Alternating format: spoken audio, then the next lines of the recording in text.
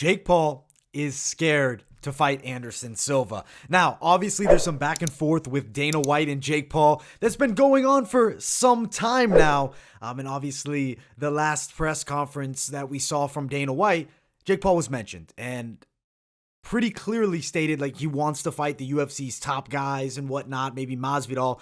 Dana White's like, Anderson Silva's out of contract. He's an available guy, UFC champion. Wins in both weight classes, middle and light heavyweight, one of the greatest fighters of all time, and he's a proven boxer too.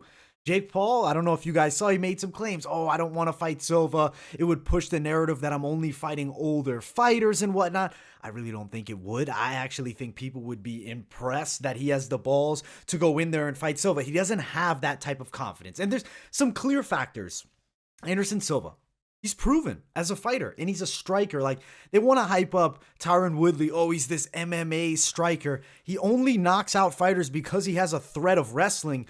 We saw his boxing skill set. It was extremely mediocre against Jake Paul. I mean, yeah, Jake Paul deserved to win the fight. My scorecard, Jake Paul won the fight. He deserved the win. He clearly won. Woodley had a couple moments, but he's the lowest volume fighter that probably exists. And to make a boxing transition with his amount of striking volume, it makes no sense. And that's why he lost to Jake Paul. He beats up Ben Askren, who's never been a striker, probably would lose to some high school kid in a backyard boxing match. Anderson Gibb, who is that? He sucks. And then he also beat Nate Robinson, a basketball player. All these guys, what do they have in common? They're under 6 feet tall.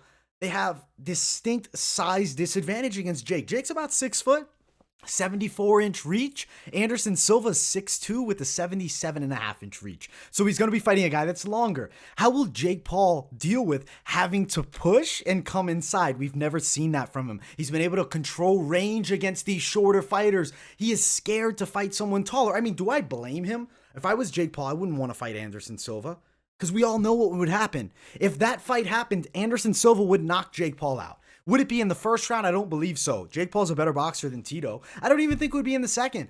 I think we're looking at third, fourth round. You'd see a counter shot land. Anderson would hurt Jake Paul and put him down. And it would kill the Jake Paul hype train that he's trying to push as, oh, I'm a serious fighter. You know, I'm trying to take over. I'm trying to fight the UFC's best guys. Who's he calling out from the UFC? Everybody that's under 6 feet tall and they're 170 or less. At one point, he's calling out Poirier. Now, maybe they're buddies. He's talking about fighting Masvidal. You look at Jorge Masvidal. What is he, 5'9", 5'10"?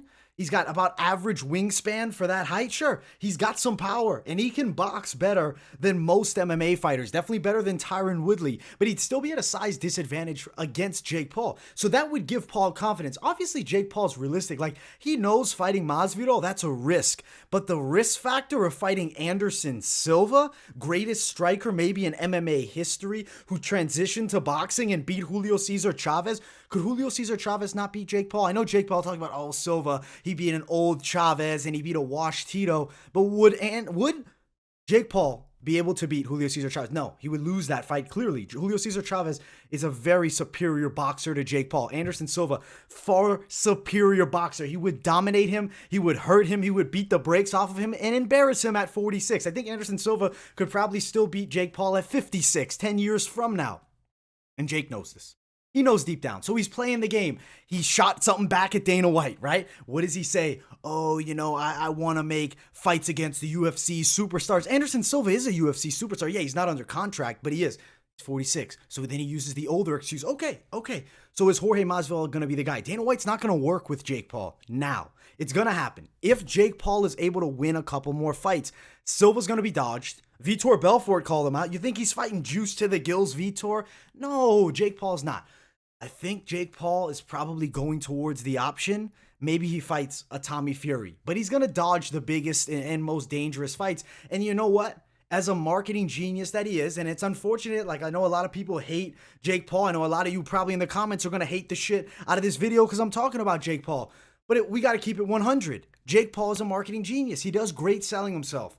He's going to fight somebody, maybe Tommy Fury, maybe it's Dylan Dennis, somebody that's not a high-ass level striker. Yeah, I know Fury has some pro boxing wins, but he looked like shit against, I think it was Anthony Taylor in the last one, and Taylor fights at 145.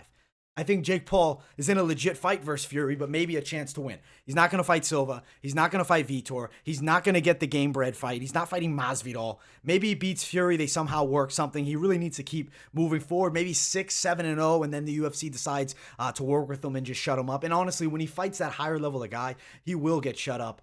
I think that Anderson Silva would destroy him, and he's scared of that fight, and I think we all know this. That's really the honest truth. Guys, smash the hell out of that like button. This is the AJ Unfiltered, really episode 1 here. I hope you guys enjoyed. Make sure to subscribe if you're new here. Turn on those post notifications. Don't miss a video. Much love, everybody. Have a great night, guys.